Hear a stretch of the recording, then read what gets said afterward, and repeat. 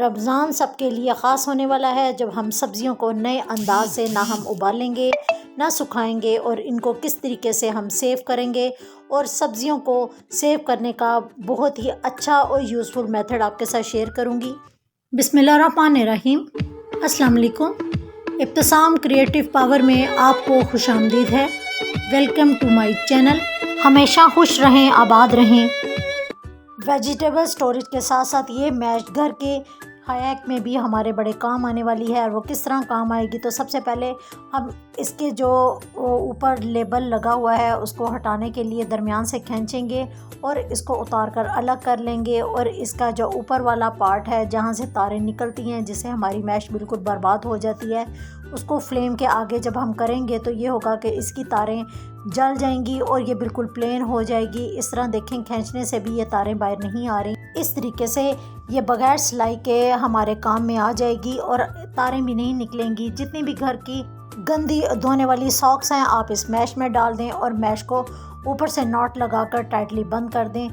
इस तरीके से फैमिली की जो सॉक्स हैं वो एक ही जगह महफूज रहेंगी और गुम नहीं होंगी। और जब आपने इसको वॉश करना हो तो इसी तरीके से मैश का बैग उठाएं और इसको वॉशिंग मशीन में डाल दें और ये आसानी से हमारी सॉक्स धुल भी जाएंगी और हमारा एक भी पीस गुम नहीं होगा। और इसी तरीके से नथारने के बाद आप इसको स्पिन भी कर सकती हैं। स्पिन करने के बाद मैश के बैग को हम निकाल लेंगे और निकालने के बाद इसका जो ऊपर वाली नॉट है उसको खोलेंगे और इसको तमाम सॉक्स को ड्राई होने के लिए एक ही जगह पर हम डाल देंगे। इस तरह ये होगा कि हमारी जो सॉक्स का एक भी पेयर गुम नहीं होगा और बाहिफाजत पूरी फैमिली की सॉक्स भी महफूज रहेंगी। और अब इस मैश को रखने के लिए मैंने से एक बैग बनाया हुआ है और इन चीज़ों को मैं इस बैग में रख देती हूँ और इस तरह तमाम चीज़ें मुझे अपनी जगह पे मिल जाती हैं। अभी गाजरों का मौसम है और बड़ी अच्छी और रेड कलर की कैरेट हमें मिल रही हैं। ज़रा आगे थोड़ा और मौसम चेंज होगा तो येलो और ऑरेंज कलर की कैरेट आ जाएंगी, जिनमें इतनी मिठास भी नहीं होगी,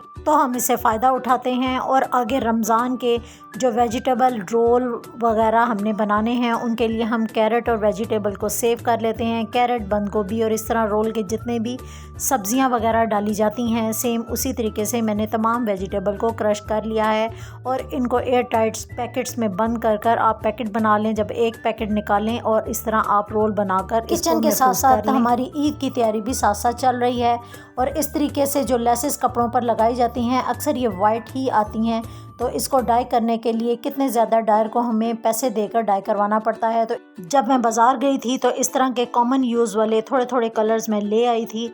तो ये कलर्स मेरे इतने काम आए कि जब भी मेरा दिल करता है कि कोई चीज़ मैं डाई इस कलर में लेकर आऊं तो मैं आराम से इसको डाई कर अपने इस्तेमाल में ले आती हूं। तो लेस भी देखें मैंने येलो और हल्की सी ब्राउन शेड में डाई कर दी है, तो सेम यही शेड बन गई है जो मुझे चाहिए थी। और इसको मज़ीद पक्का करने के लिए मैंने नमक डाला है और अब इसको 2-3 बॉयल हम दिलाएंगे ताकि इस पर मज़ीद और रंग अच्छा आ जाए। तो ये लेस का देखें सेम कलर हो गया है और ये कितना इजीली होगा। इस तरीके से अक्लमंदी से हमने ज़्यादा पैसों का काम कम पैसों पे अपने घर ही कर लिया और हमारा वक्त भी बच गया।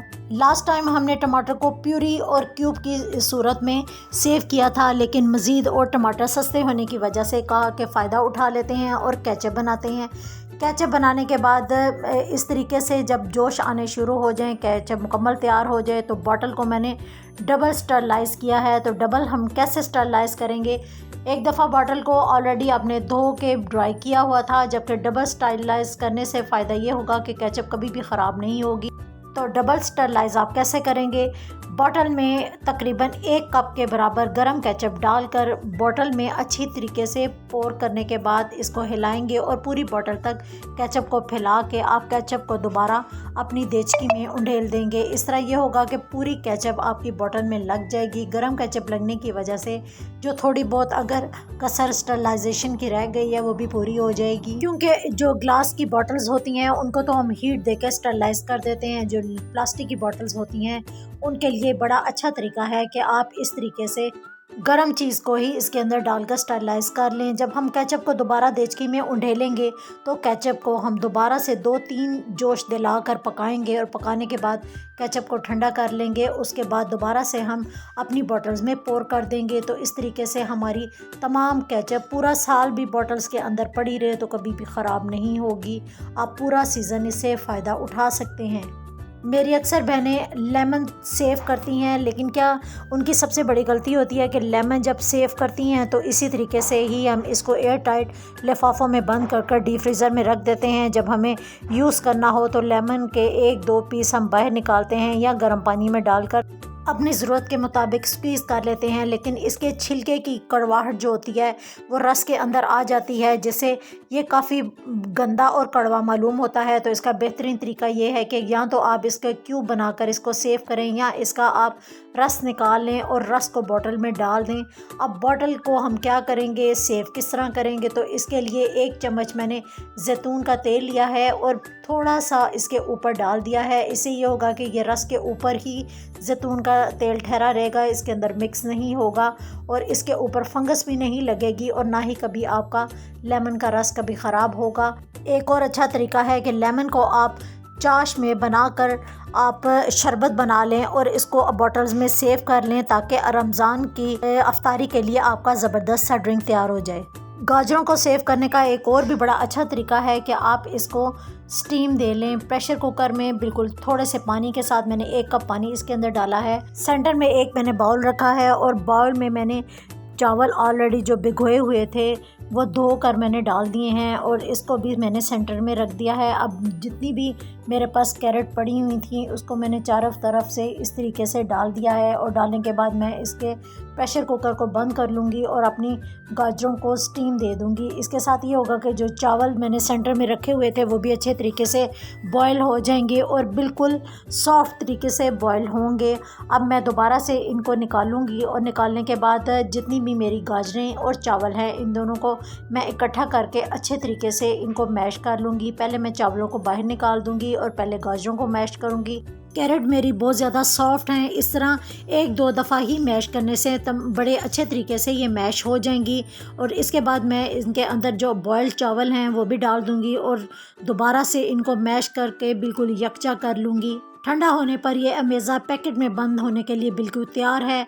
अब हम रमज़ान में गजरेले का भी मज़ा उठा सकते हैं। अक्सर लोग सहरी में गजरेला या गाजर की खीर खाना पसंद करते हैं, तो ये स्पेशली उन्हीं के लिए ये हैक है। तैयार करने के लिए आप इसमें इलायची और दूध शामिल करें और आपका गजरेला बिल्कुल तैयार हो जाएगा।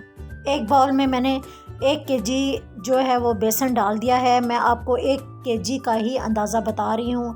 1 केजी बेसन के अंदर आप 2 टेबलस्पून के बराबर सुरख मिर्च, 2 टेबलस्पून के बराबर ही चूरा मिर्च और 1.5 टेबलस्पून के बराबर नमक और इसके अलावा 2 टेबलस्पून खुशक धनिया पिसा हुआ, इस 2 टेबलस्पून के बराबर ज़ीरा जो है चाहे तो पिसा हुआ डाल लें, लेकिन मैं इसके अंदर साबुत ही ज़ीरा डाल रही हूँ। इसके अलावा चाट मसाला, खुशक मेथी, थोड़ा सा गरम मसाला और इसके अलावा थोड़ी सी अजवाइन डाल दें। ज़्यादा क्रिस्पी इसको अगर आपने करना है तो इसके लिए आप 1 कप के बराबर कॉर्नफ्लोर भी डाल सकती हैं और ये ऑप्शनल पे है, अगर आप चाहें तो इसको स्किप भी कर सकती हैं, लेकिन ये होगा कि इससे आपका जो पकोड़ा मिक्स है बहुत ज़्यादा क्रिस्पी बनेगा। इसके बाद इसको अच्छे तरीके से मिक्स कर लें। अगर हरी मिर्चों को आपने ड्राई किया हुआ है तो वो भी आप इसमें डाल सकती हैं। मैं इसमें ड्राई हुई हरी मिर्चें भी डाल रही हूँ।